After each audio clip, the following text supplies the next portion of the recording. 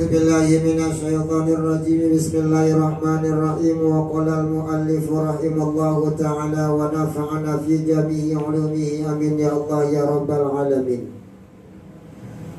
Bismillahirrahmanirrahim. Wal maqalatu sabi'atu wa salasuna. Itu Nur ya? Maqalah ucapan yang ke-37 atau 36? 36. Wal maqalatu sabisatu wasalasuna, maqalah atau ucapan yang nomor ke-36 an Luqmanil Hakim, ucapan dari Luqmanul Hakim. Annahu qala li ibnihi, Luqman bin Luqmanul Hakim ngomong sama putranya. Kata Luqmanul Hakim, ya bunaya innan nasa salah satu athlafin, sesungguhnya manusia terbagi menjadi sepertiga golongan, sepertiga bagian. Siapapun itu namanya, apapun itu gelar dan pangkat dan jabatannya, manusia mah hakikatnya terbagi menjadi sepertiga bagian.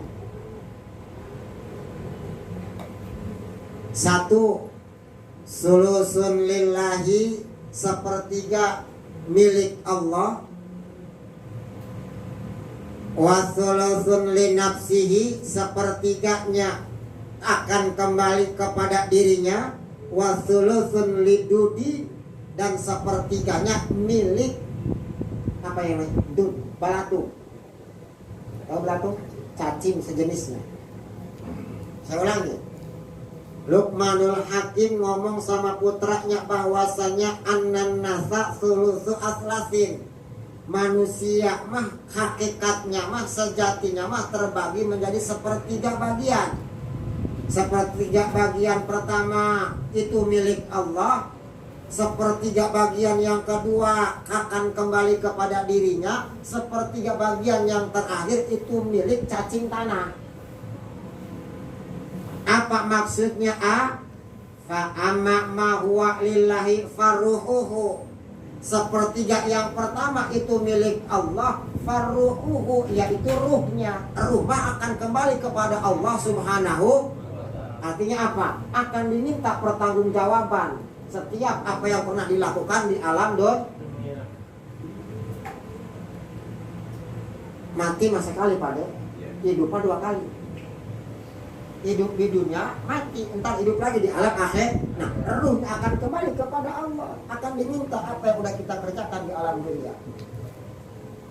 Sepertiga tuh, yang pertama milik Allah subhanahu, ruhnya. Kalau bagus akan ke surga, kalau jelek akan kena neraka.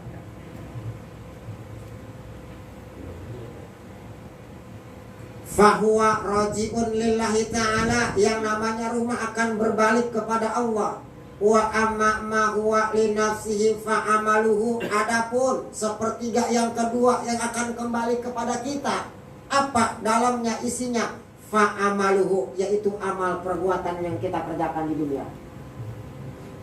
Fahuwa raji'un li nafsihi bin naf'i wal idrar, amal tersebut akan kembali kepada kita. Kalau baik akan memberikan kemanfaatan, kebahagiaan.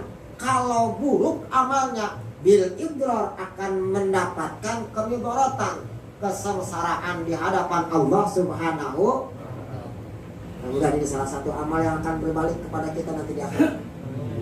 Di dunianya pun kita diberikan kemudahan dan pertolongan Allah, di akhiratnya pun kita akan diberikan kenikmatan yang sejati oleh Allah subhanahu wa ta'ala. Duduk ngaji sambil ngantuk,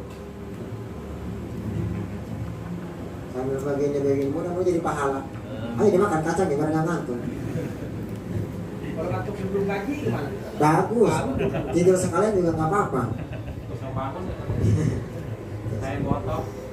Terakhir, sepertiga yang ketiga yang akan kembali, yang miliknya itu cacing tanah mah, yaitu wa amma ma wa lidudin mah fajismuhu, jisim, raga, badan itu miliknya cacing tanah.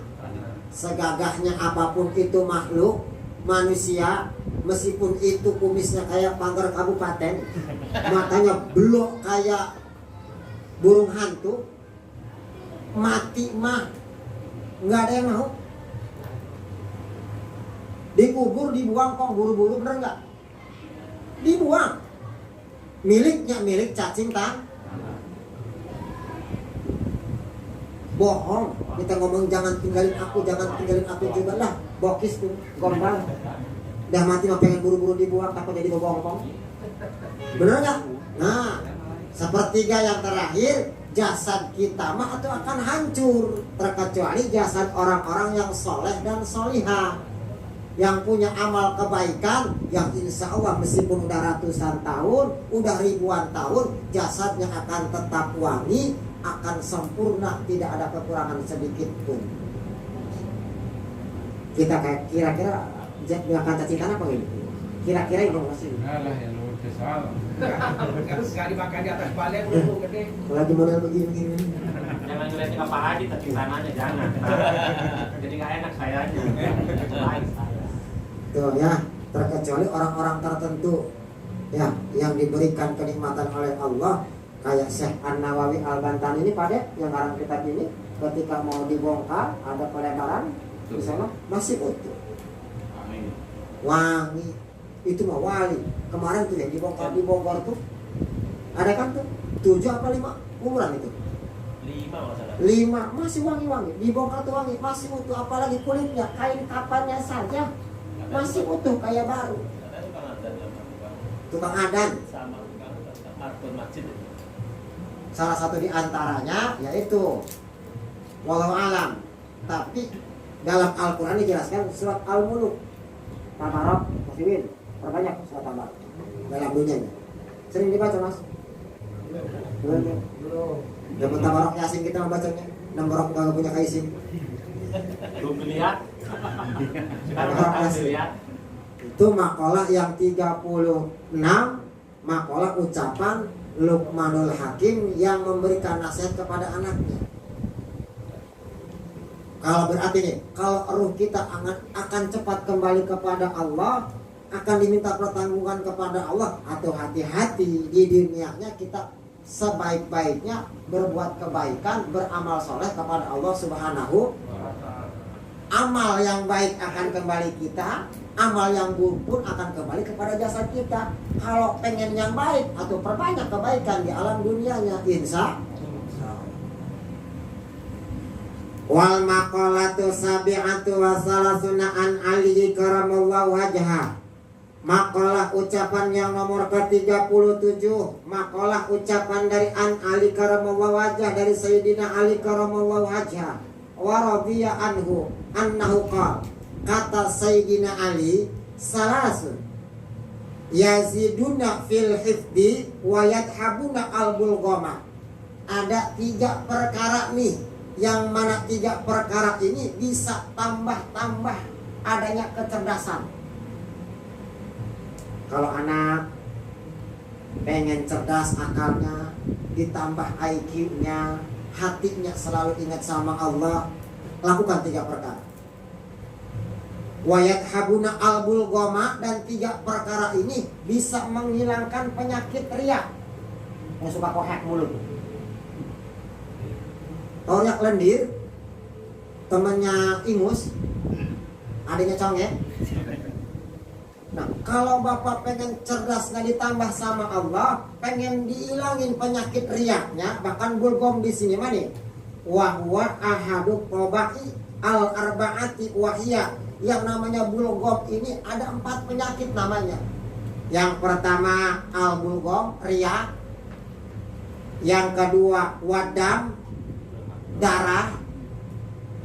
Wasaudaun, penyakit darah hitam. Wasofraun, dan penyakit kuning. Lepra, bukan kuning nih. Liver. Penyakit liver, darah tinggi, sama darah kotor, sama penyakit riak, itu bisa hilang dengan 3 perkara ini nih. Mana yang ketiga perkara? Asiwaku.